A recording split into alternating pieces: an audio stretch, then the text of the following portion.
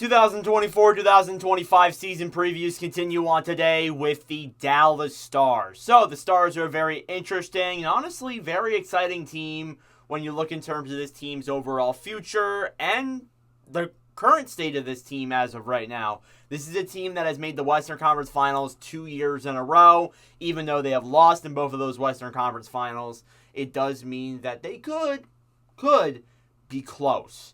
So this started in 21-22, followed by a few years before that of making the finals, missing the playoffs, etc. In 21-22, they went 46-30-6 for 98 points. They were 15th in the NHL.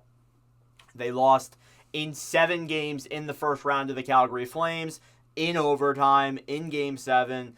Ottinger looked terrific in that series. It was overall really looked at as, this Dallas Stars team could have a really bright future ahead of them. And it showed in 22-23 where they got a lot better. They went 47-21-14 for 108 points. They were 8th in the NHL. And as I said, they made it to the conference finals and lost in 6 games to the they lost to themselves. They lost to the Vegas Golden Knights in that Western Conference Finals. Vegas obviously went on to go and win the Stanley Cup. Overall in that series, Dallas, not good defense. That's been a thing that has been talked about a lot. That will be talked about in this episode. But again, the Stars, definitely a team that's been in it.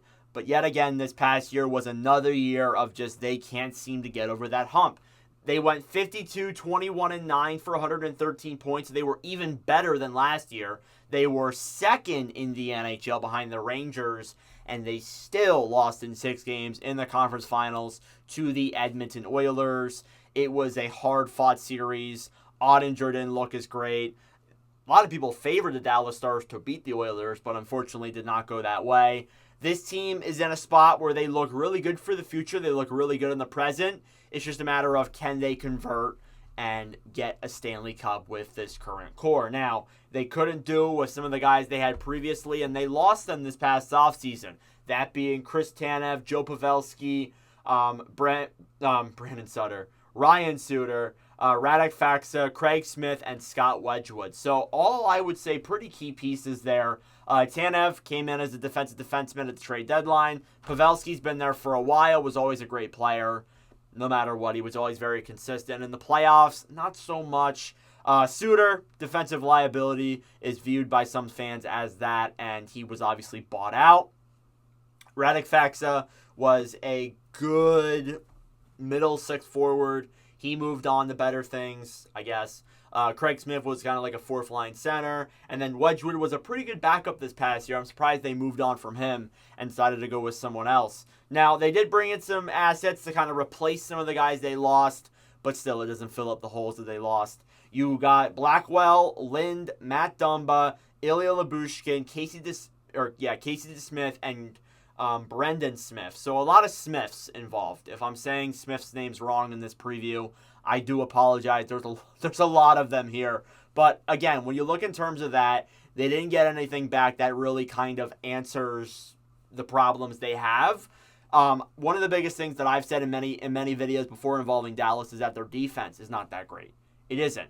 And I said that Ryan Suter, buying him out's part of the solution, but then they bring in Lyubushkin, who not that great. And same with Matt Dumba, both kind of offensive defensemen who have bad numbers defensively. So it was really all just such a head scratcher for me. A lot of those moves were, I liked the DeSmith ad, I liked the Blackwell and Lind because it's some good depth. But overall, just a lot of head scratchers here for Dallas. I wouldn't be surprised if they do take a step back this coming year and they don't finish second in the league because, again, that blue line, I'm not a big fan of it. Everything else, though, I like. The blue line is the biggest thing that I'm a little bit concerned about. So when you look at your Hockey News' projected lineups, you start off here with your top 6, that being Jason Robertson, Rupe Hintz, and Wyatt Johnston. Then you have Mason Marchment, Tyler Seguin, and Matt Duchene. Terrific top 6. Duchene getting paid $3 million, had a great year last year. Seguin looked all right last year. Marchment, good second-line winger.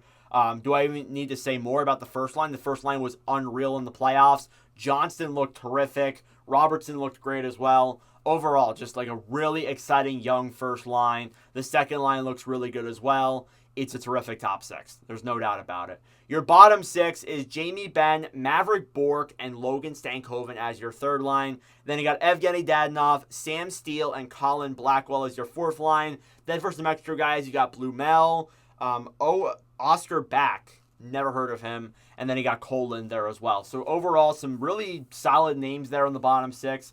I'm specifically looking forward to that third line, that being Stankoven, Bourque, and Benn. You have your captain on that line, by the way, your captain right here. And then you have two of one of the better prospects in the league.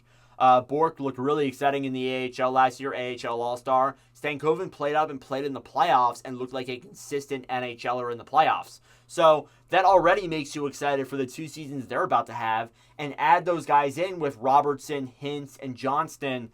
Man, they are in one hell of a spot right now when you look at their forward core.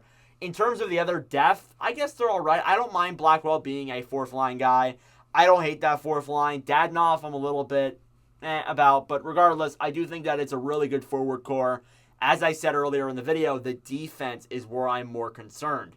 You have Thomas Hartley and Miro Heiskanen as your first pairing. Then you have Esa Lindell and Ilya Lyubushkin as your second pairing. Then you have Brendan Smith and Matt Dumba as your third pairing. Then you got Nils Lindqvist as an extra defender. It wouldn't surprise me if Liam Bichel gets some time in there. But again, it's not that strong. It isn't. It hasn't been for a while. I think that the first pairing's great. Lindell's good. The rest is kind of just, it's a big what if those guys will pan out. Could they pan out? Absolutely. Lyubushkin could blossom in Dallas playing with Lindell. Dumba could fit in well playing under the right system possibly.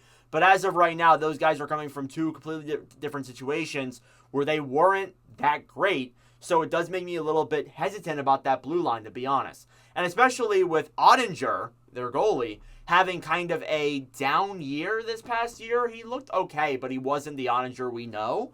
It makes me a little bit concerned for the future. Now, that being said, your goalie tandem is Ottinger and DeSmith. I like DeSmith. He was a good backup in Vancouver. I like Wedgwood more, but I think DeSmith's still a solid backup. Ottinger, we know what he can be. He had a down year this past year. If he can stay healthy, I think he's a very consistent, great starter, top 10 goalie in the league for sure. But again, it's a matter of can he convert to that. So, honestly, Jim Nill and Pete DeBoer, I think they've done decent jobs. I think Nill's done terrific with some of the signings he's made. The defense is where I'm hesitant again, but he's made good drafting, getting guys like Johnston, Robertson, Stankoven, Bourque later on in drafts.